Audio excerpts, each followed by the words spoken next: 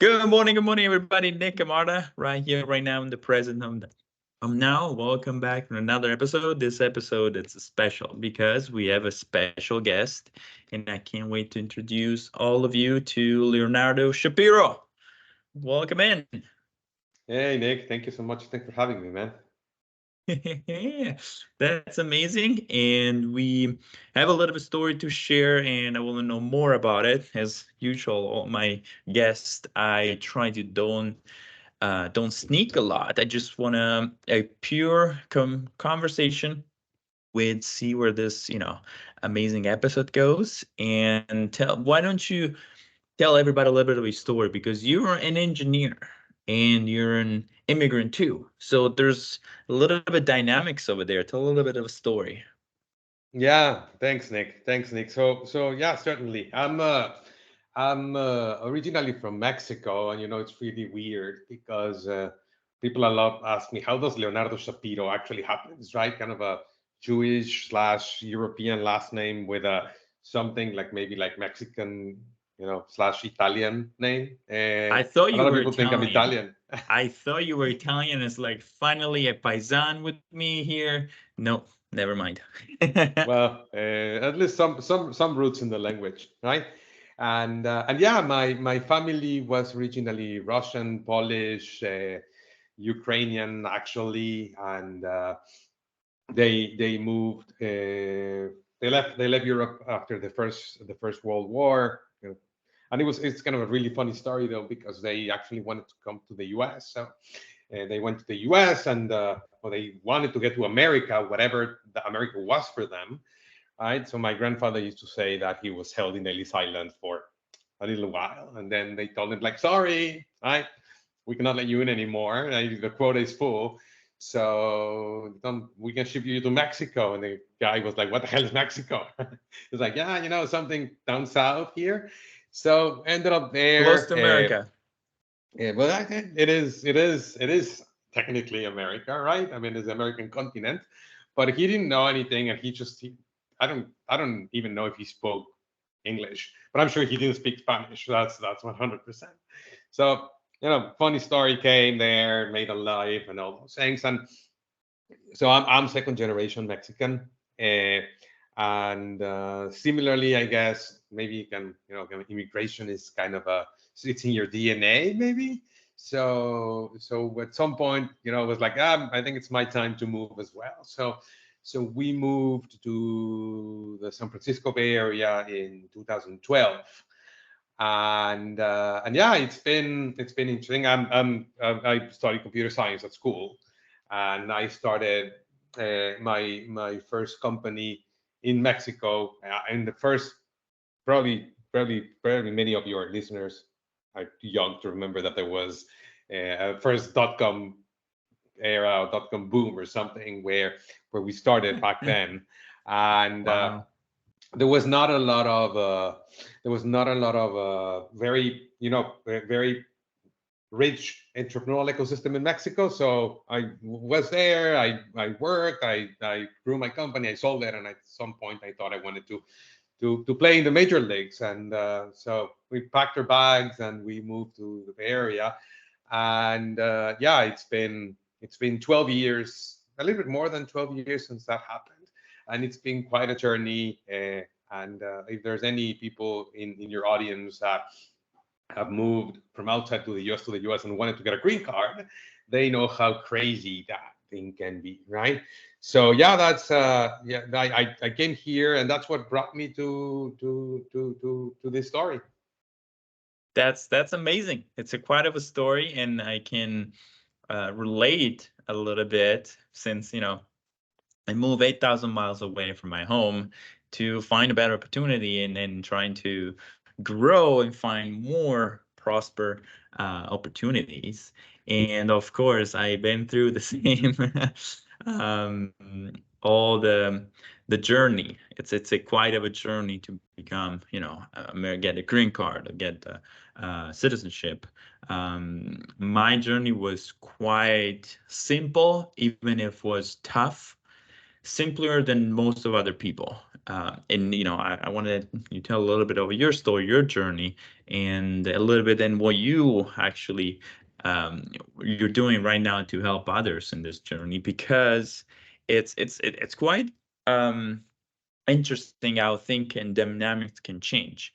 I was all by myself with no other children, no other wives, and I met my wife for true love.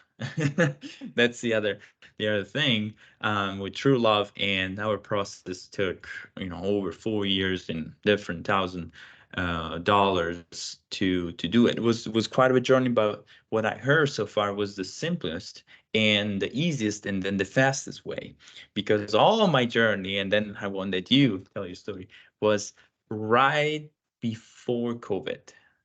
I got my green card. I was one of the last one to get a green card before COVID. And this is, I believe that's what helped and speed up all my process.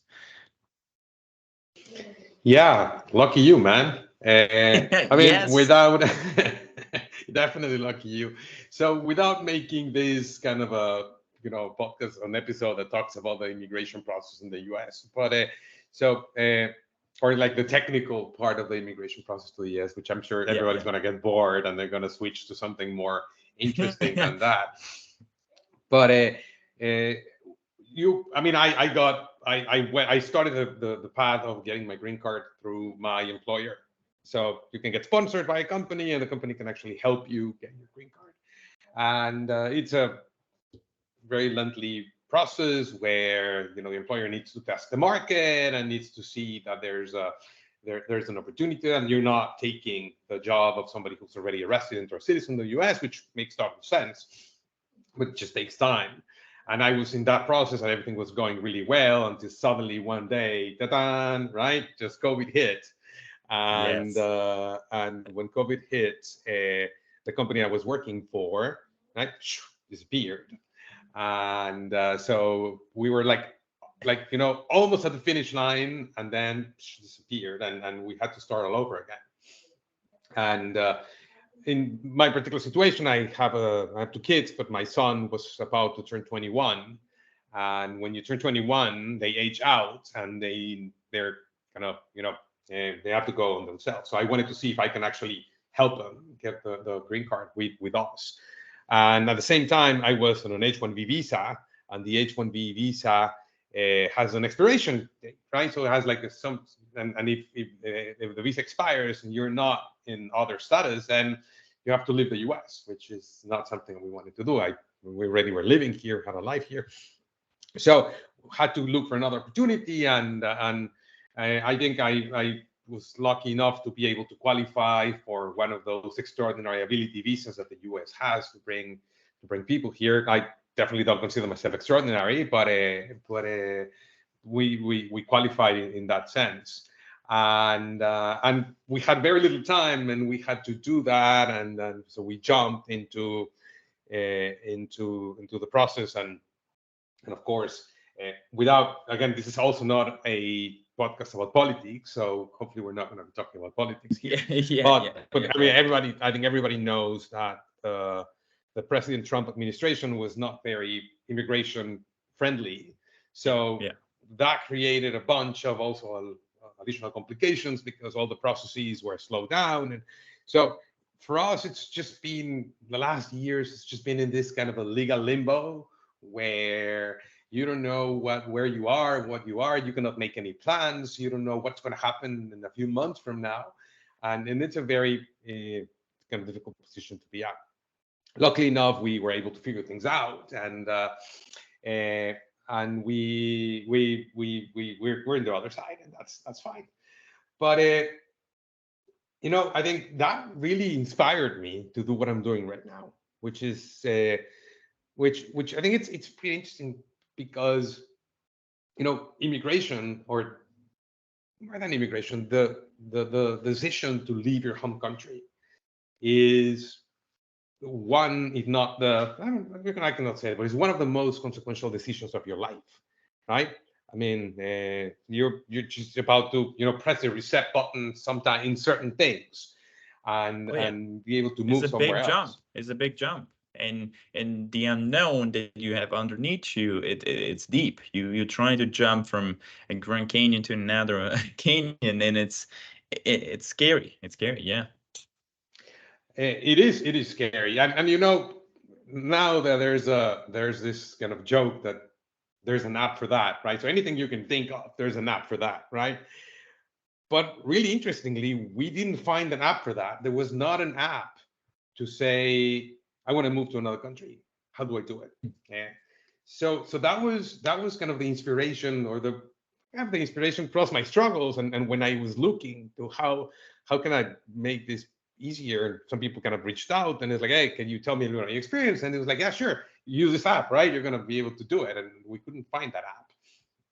So that was kind of the inspiration to start this process. And you know, it's kind of funny though, because in the US, the legal term of not being from here, it's called alien, right? Which again, it's a the term, and I guess we have to thank Hollywood, or I don't know who, for just putting everybody's mind aliens are these kind of green slimy creatures that come out of people's guts, and or you know, some people from other planets who wants just to kill us, and or to come and conquer the earth and blah blah blah. So every time you interact with the authorities, you have to be talking about your alien status and your alien registration number and all those things. So I Yes. always used to say, like, you know, I'm not an alien, I'm a person, and I'm human, and so that was inspiration for the company's name. So we ended up naming the company Not Alien just because of that, right? Because I'm a big believer that, I mean, regardless of technical the technical word, I mean, I think the connotation of being an alien, it's something that it's foreign, it's probably evil, it's probably from the outside, it's scary, and I don't think immigrants are that. I mean, I think immigrants are completely the other stuff. I think immigrants are people who again just decided to take this incredible complex decision of saying, I'm just gonna move somewhere and I'm just gonna devote my life, my energy, and all those things. So that was how the company came to be, and how we named it. And it was funny because at least at the beginning, my investors were like, "Nah, man, that's too cheesy. It's not gonna work." But as we started exposing the concept, people just immediately get it, and it's like, "Yeah, I'm not an alien, right? I'm not I'm an not an alien. alien." So that's how it came to be, and we are still, you know, very small, and starting. We're not actually completely. We're still in stealth mode, as we say here, you know, in the valley. But we're starting to help some customers, and we're finding really encouraging results. And yeah, so that's a little bit of That's of this.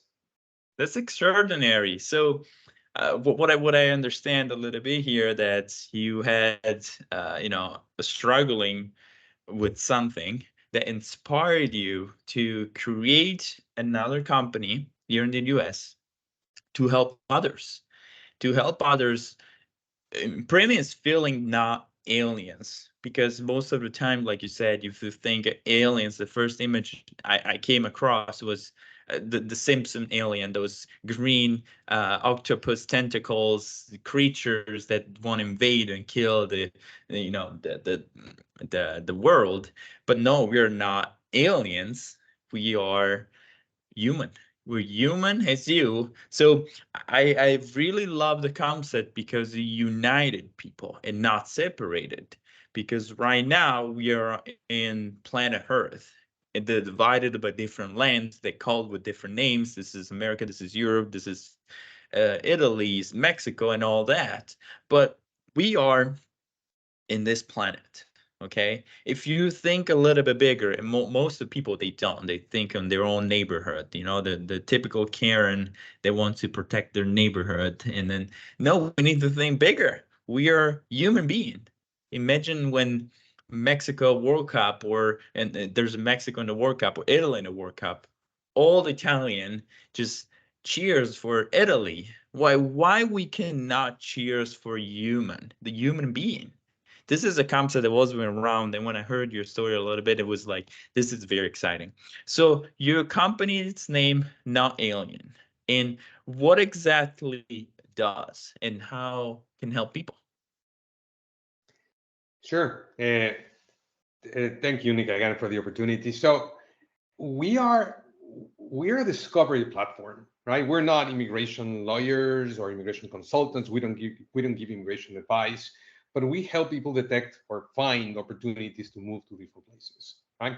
So the way we do this is we are getting all the programs from all the immigration programs from all the different countries in the world, and we're putting them into this machine, and we are helping people, by answering some questions to get into some sort of what we are calling kind of, pre-qualification. And we're saying, hey, based on what you told us, we believe you would be a good fit for these programs, right? And so we Yeah. we show people the opportunity to, and it's really interesting though, because from the data that we have, 38% of the people, they just say, I just want to move, I don't know where, right?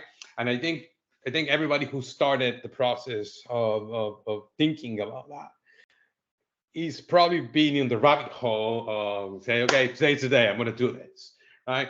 So you get into your computer and you open Reddit or ChatGPT or Google or whatever you want to use, and you start looking, right? And you get hit in your face with this vast amount of information.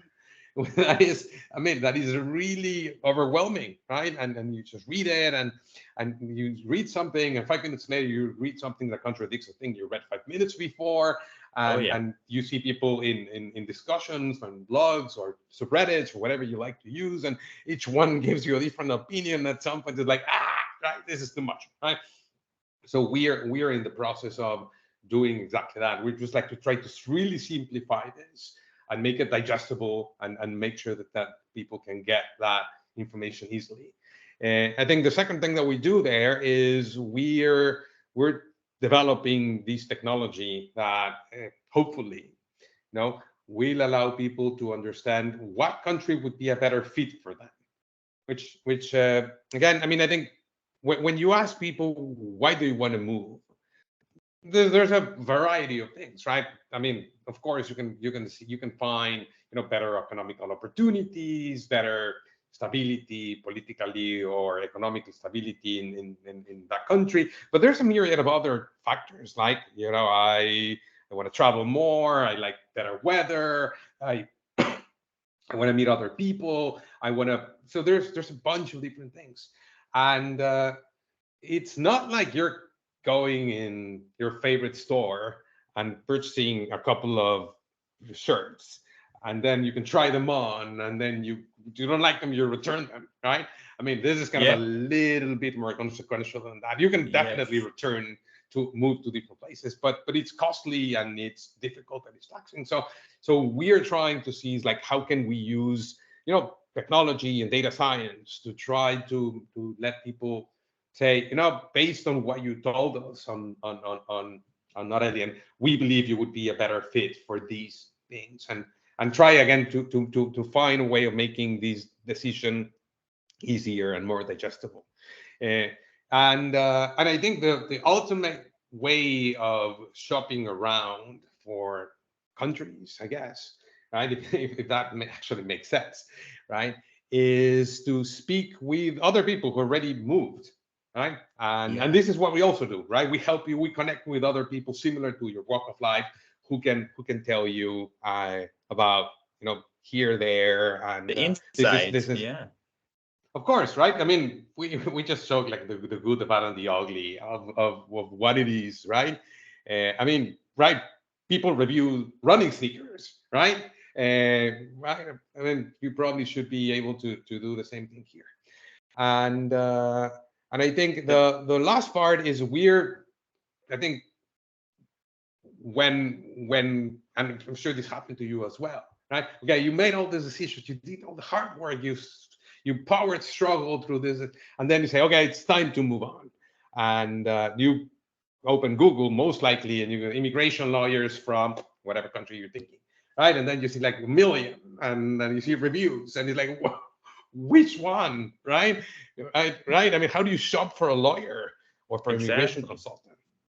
So I think that's the last part that we're trying to simplify, where we are building what we call an international global network of partners, where we have a very strong due diligence framework, and we make sure that everybody who's going to become an Aurelian partner kind of, meets the standards of quality and the standards of all the different criteria that we have for our partners. And so we also make it simple, and at some point we match these partners with our customers so they can actually begin their immigration process. This is awesome because when I first I truly didn't really decide it. I loved America, the USA, United States of America, because I was watching movies when I was a kid. I was sick in bed watching sitcoms or a movie in America, and it was fascinating at that. But my reason was because my wife was there, but nobody ever told me how cold is in Minnesota. I never expected. I'm from south of Italy, that it goes at 100 degrees in the summer, in you know 30 or 40 in the winter. I first time I came here in Minnesota was around Christmas. I spent 10 days, I think, around Christmas. Was for a week straight negative 14. We couldn't go out, and it was negative 14 straight up. So your company, it's the first step for anybody that is thinking about moving to another country, because there could be a very different different reason. The reason for your two ambitions for this country, you're not lucky enough to be born in a rich country where opportunities are better, where inflation is different. If you've been born in Venezuela compared to born in Canada or something different. So this is I'm truly excited because in my personal experience, I moved to find something better, and I used the opportunity in my wife as a true love. I used that as an opportunity to get all my ambitions fulfilled. So find I will call your company almost as a friend that can suggest you, and correct me if I'm wrong, can suggest you what could be better for you, for your family, for your future. So you truly helping people shopping for you for their future. Yeah, I mean, sorry. Yeah, I think that would be a good way to put it. I mean, I think, and you and I had that discussion, but I think it's great for your audience, right? Because I think it's the it's the center of all of what we're doing. And I was telling, I have this really dear friend who hopefully is going to listen to episodes. So hi, I'm not going to say his name, but he'll probably listen to this. And he's really into these things like extend your life and wellness and all those things. So he was like, I've been researching how to be healthy, how to live longer for a long time. And I was like, well, did you crack the code? It's just like share a little bit, right, bro? I mean, just help a friend here. And he was like, yeah. I mean, the secret of actually being really healthy and live a lot longer was like choose your parents well. It's like, yeah, sure. Yeah, that's a bunch I can actually do, and it is right. I mean, I cannot say a percentage because I don't know about this, but it's very much genetic, right? And I think if we try to make the symbol here, the secret of having great education and being really healthy and being really happy and you can put a lot of other things is like choose really well where you're gonna be born, right? And like nobody asks you that you were born where you were born, and Exactly. and that's it, right? And I mean, if I'm a history buff, right? So if you read history, I mean, immigration is as old as the human race, right? I mean, people have been moving from one place to another, and don't get me wrong. I mean, I'm not advocating. I wish we at some point live in a world where no borders and we're all human and we love each other. I don't think that's just going to happen like that, because I mean, I think it just contradicts whatever the human nature is. And we can have another discussion one day about that, right? Yeah, But yeah, yeah, yeah. but I think people who are, I'm a big believer, and I'm just gonna state it like this. I'm a big believer that people should be entitled to move anywhere they want to move, as long as there's a fair exchange of value, right? Which is, the country is gonna give me something, I'm gonna give something to the country. And I think this is kind of the at the heart of what we do, right? Which is, if you're trying to make this incredible decision of leaving your hometown and going somewhere where you're going to contribute and you're going to make that place better, and you're going to create jobs, and you're going to try to influence the culture in the right way, and you're going to in all the ways make that place better with you being there, you should make it easy for you, and that's what we're trying to build. But I think with this mindset, and I hope most of the people that move have the same mindset, because I noticed that immigration has always been looking not the right way because of some people, abusing the system. Um, Immigration, it's fundamental to grow any country. I read, I didn't know, the Italians, when they build Brooklyn, they build the cities, New York around, and I didn't know it because the huge migration that were back then, all these Italians, they were hard workers, they used it to build.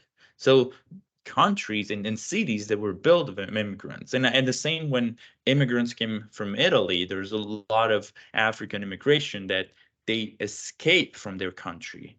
They truly escape. They go there, and the first thing they do, they go and help. My parents are farmers, so they go there and find the first job that they can do, and go to Sicily and help to grow tomatoes and help them. Then this is whole part of history that help us understand that immigration, it's very very important, has a diversity, because we want to have all this mindset. I'm a truly believer in diversity, because with fraction you can create a spark that can ignite something. If everything is too smooth, there's no comparison, there's no growth. So I truly believe that, and I want to know your opinion about immigration. That's you said something very very important. If you move to another country, you receive those opportunities, what you gotta give back. So how can we explain to people that maybe see immigration with a different highs compared to us, how we can explain how important are immigrants to a country and how they can contribute that? Yeah, it's a I think that's at the center of the debate, right? And I don't think I consider myself like expert enough or knowledgeable enough to try to get into into into a very technical explanation about that. But I think at the heart of my belief is, I see, if you want to simplify this as much as we can, right? Immigration is a transaction between two entities, right? A Yeah. country and a person, right? And what countries do is they have needs, and they have many type of needs, right? They have demographic needs, they have talent needs, they have, I mean, aging populations need younger people, sectors that are don't have enough workers, they need more workers, right? I mean, we saw that during COVID, where all the essential workers that were nurses and people who were doing the Oh essential yeah. were not enough, right?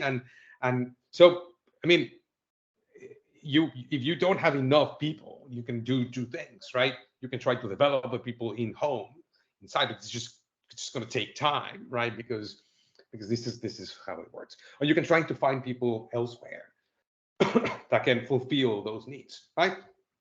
And I think on the other side, you have an immigrant or a person living in another country who can fulfill some or all of those needs. And like in any marketplace, right? The only thing you need to do is you need to match them and create what we call in the marketplace lingo liquidity, right? If you find somebody who can offer what the other person needs, right, you can get them together, Yeah. and voila, right? It's Yeah. how it works. So I think in the strict sense, that I think that's what immigration is, right? Immigration is, and kind of countries, are designing these immigration programs. I mean, if you just look a few weeks ago, and this is just like incredible, and this is just like fascinating, right? But a few weeks ago, Canada opened a pretty interesting program where if you are an H-1B holder in the US, you can automatically get a work visa in Canada, right? Because I mean, Canada says like, hey, we need tech workers, right? We just don't have enough tech workers. So Yeah. I mean, we just don't, right? There are not enough people in Canada. Canada is a country that is bringing a lot of people because it's a huge country with small population. But it was like, hey, we need tech workers. Where can we get tech workers, right? And it was like, well, the tech workers are in the US, We or got not all, but there's neighbors. a really large population in the US. And having an H-1B visa just qualifies you as a, as a very specific type of talent, like a high knowledge worker and all those things. And a lot of people with H-1B visas in the US are not able to stay because their visas expired, and Hmm. and if they don't get a residence, they just have to move somewhere else. So I was speaking with somebody from Canada, and I don't know exactly I don't remember exactly the time that they told me, but they opened the program in like I think hours. It was completely gone, right? I mean, so and so that's a super smart move, right? I mean, as a country, I need to design my population. I was speaking with somebody from Denmark, and they were telling me like we have this huge problem where we have a very large aging population, right? And we don't have anybody to take care of the elderly because we just don't have young people here, right? So there's and the young people who live in Denmark, they want to do something else. So it's like we need to bring people. So they have a specific program where if you're somewhere in the world and you want to take care of the elderly, you can get a visa to move to Denmark. And kind of each one of those specific countries are doing all those things. If you see what happened in France not so long ago with lifting or just increasing the retirement age, which is, I mean, pension systems in the world are, again, I'm not an expert in all those things. I don't have a PhD in economics. Yep. So, but we all know that they're really stranded right now because it's like a Ponzi, right? Where you just need to get more people paying taxes, so the people in the top can actually Paying start. taxes at the Yeah, top can earn exactly. money. Yeah. And if you don't have younger people, so again, you need to get them from somewhere, right? So I mean, I think unfortunately, immigration is being incredibly politicized by people. Uh, uh, I think in both sides of the spectrum, right? Uh, but in essence, is natural. If you read history, right? I mean, all humans started like 70,000 years ago in Central Africa, right? That Yeah. we're all coming exactly from the same We're all place, Africans right? Yeah, in our exactly. existence. Exactly. And people started moving to different places, and agriculture and all those things just made us be able to stay in the cities, and it's a, I mean, in the times of and in the scale of the of Earth and the universe, it's a second in the time scale of things. And so I mean, we've been doing this forever, right?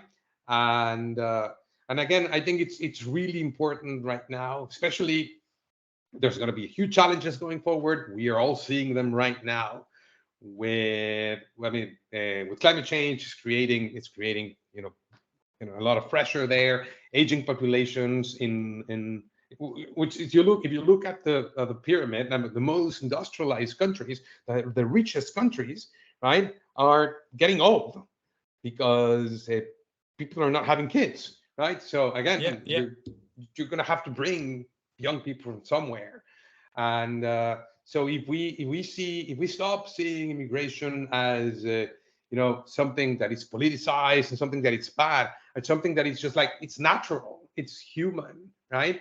And and uh, and and we start putting some mechanisms to make these orderly. I mean, I think something that happens as well is we read the news and we see the news, and all the people that are coming from the different countries, and people, you talk about immigration, and you see the TV with hundreds of people's caravans moving from different places, boats sinking in the Mediterranean, and all those things. yeah, And yeah. and this is what we're trying to fix, right?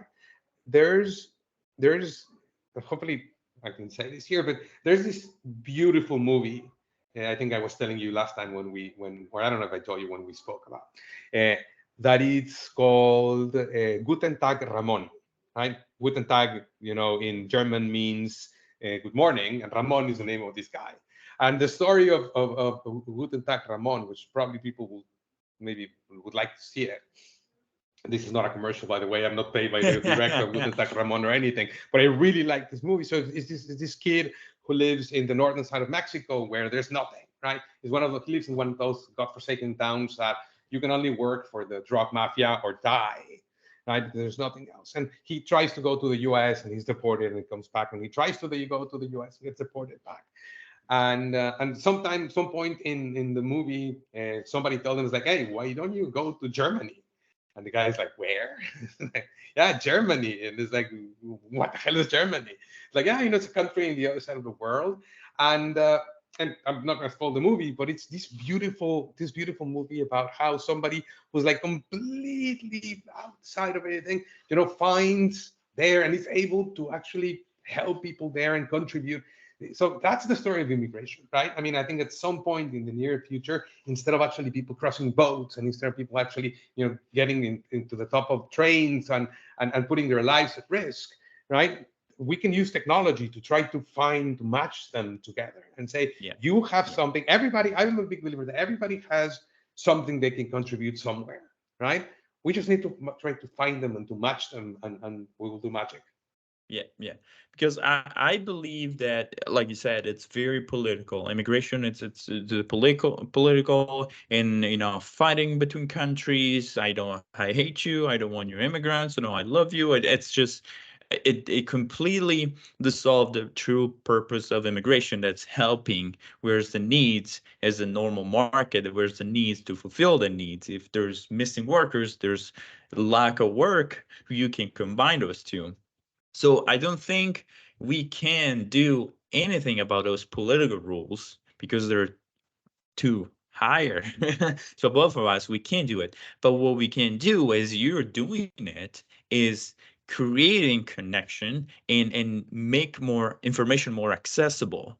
I just have this vision of a kid, with the in the right at the border of Mexico, that it's involved, all their families involved in this, bad situation of trafficking and stuff like that. If he can have in his phone this app, he can research some stuff.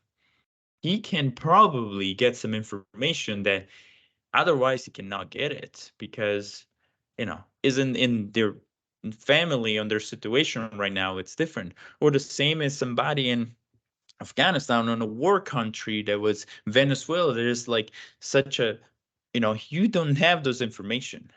So make it more accessible. You have it, but it can be hard to find it. If somebody, can have all this in a app, very small app in your phone, and you can have all this. I don't know how exactly work. I'm excited now to go find out more about it. But you can fill up some question and truly find out what could be a best fit. You probably can completely change your life and change the generation of the life. And this is what immigration, it's very important. My family were farmer in Italy there. struggling to make it out and, selling veggies. And now I'm here in America, and my children, my grandchildren, are a totally different perspective of their life. It could be worse, could be better. My great grandchildren can come back to Italy or move to Australia, move wherever they want. But everybody has the right to dream big and fulfill their goals, their purpose in life. And be born, in a country that can't do that is not your fault. But you have the right, you have the possibility, if you are strong enough, because it's a journey, to do that. So that's amazing.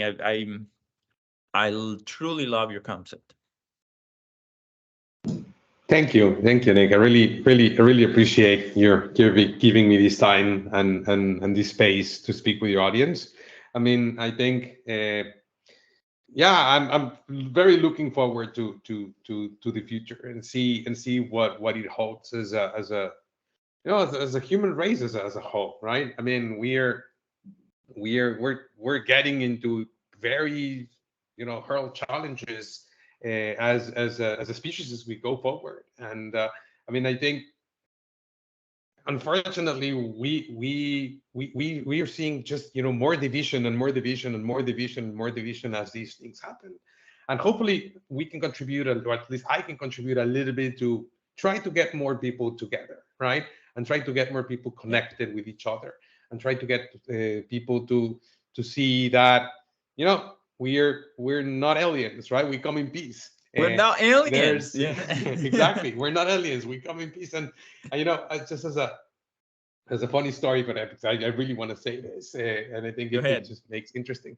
So when we were trying to find our logo for the company, right? It's like, so how are we going to represent what we want to do? So we have working with us, an incredible skilled designer, which is an immigrant, of course, and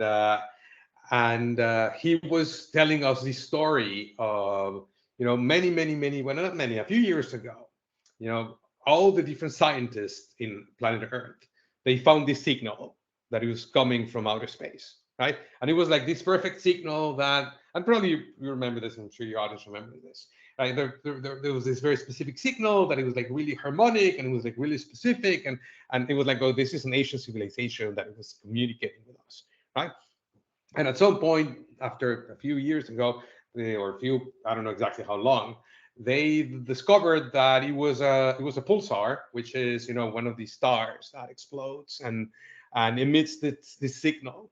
So at some point when they realized what that was, right, they said, well, it was not alien, it's nature, right? It's nature communicating with us. It's not an alien civilization communicating with us. It's nature communicating with us. And we thought it was such a beautiful analogy, right? Because I think this is I mean, immigration is natural. Immigration is something great there, and I think, right, we're here trying to say exactly that, right? We're not aliens.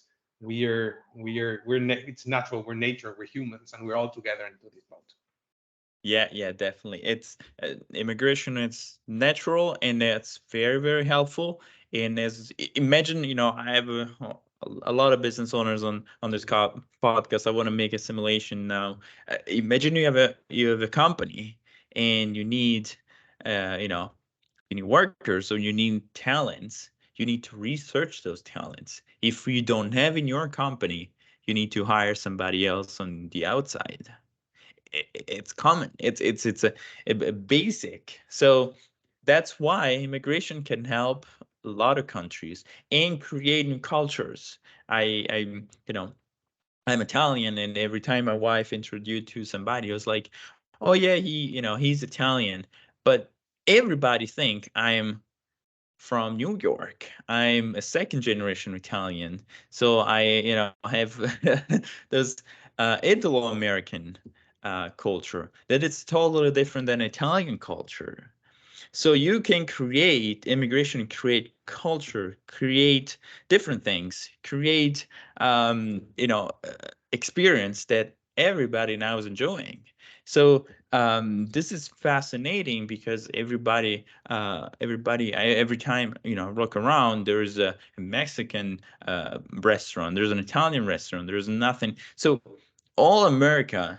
So what could be a symbol of America? And my wife, a conversation with my wife, and I was like, well, you can have a burger. But all around, there's truly around us, there's all those different cultures that they can become America, United States of America.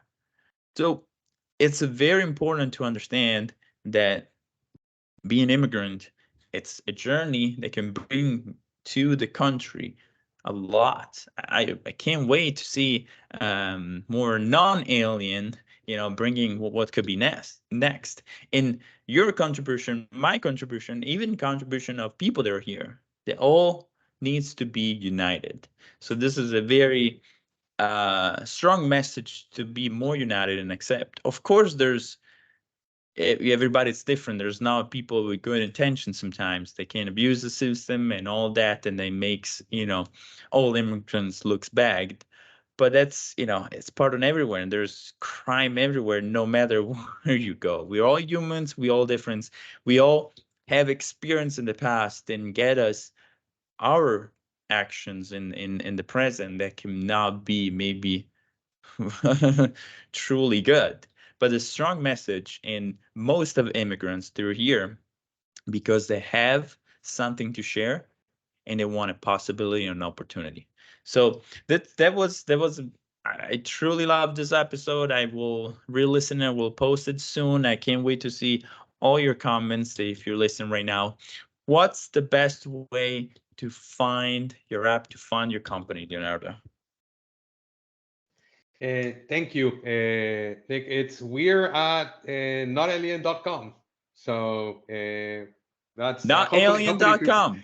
notalien.com. So hopefully people will remember that, and hopefully at some point we'll be able to get wecomeinpeace.com and all those things. But yeah, we're notalien.com. And we're super happy to speak with anybody who wants to embark themselves into this kind of a pretty interesting journey. And I really want to thank you for the opportunity and the time of giving me this space here with your audience. And we'll see how these things go. Beautiful. No, thank you for the opportunity to share this amazing app.